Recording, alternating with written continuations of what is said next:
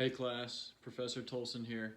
Just wanted to run you guys through the quick assessments that we have for Health 100. We're doing the 1.5 mile cardiovascular assessment, the push-up muscular endurance, wall sit muscular endurance, and the front plank muscular endurance tests. So first we have the 1.5 mile run or jog or brisk walk, whatever you can do. You want it to be a true test of your cardiovascular endurance, which is your heart, your lungs, and your blood vessels.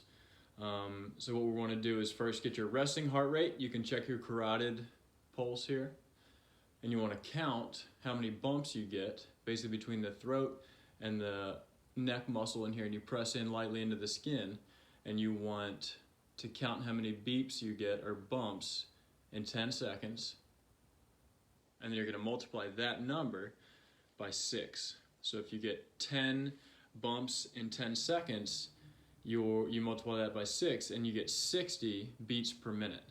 So you just basically extend it to a minute, and that's your resting heart rate. You're going to do the same thing for your exercise heart rate immediately after your 1.5 mile run, jog, or walk. So what we need to do is maybe download the Runkeeper app, and that's a free app that will clock your distance. All you do is hit go, start your running, jogging, walking, try to keep a consistent pace. Try not to go too fast or too slow, trying to find that sweet spot right where you're keeping a good pace.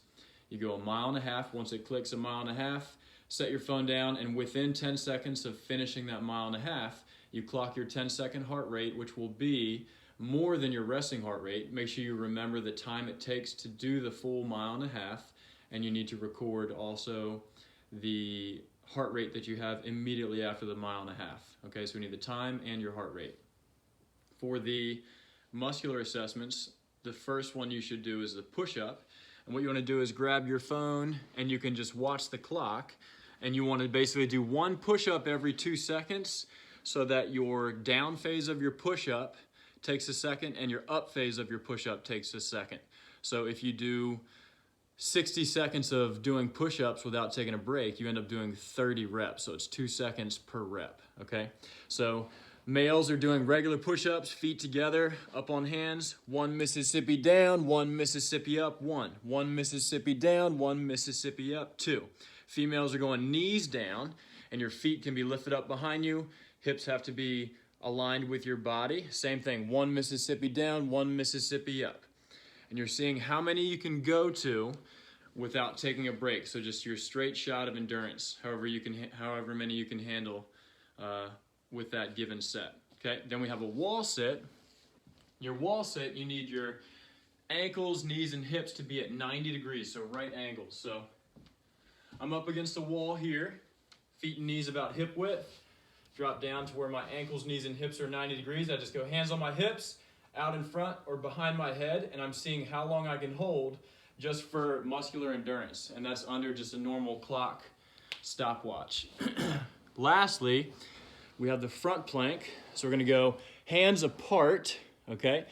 And then you want elbows underneath your shoulders, head straight with your spine, and I'm up on my toes, basically in a similar to push-up position. I'm holding for time here. You can have your cell phone sitting right in between your hands. Just check the clock and see how far you can go on that one, okay? If you guys have any questions, feel free to email me. But those are your 4 basic assessments that we're running through for the baseline assessments and for the final assessments to see what your progress is over the course of the 7 weeks. All right, keep working hard. Let's do it.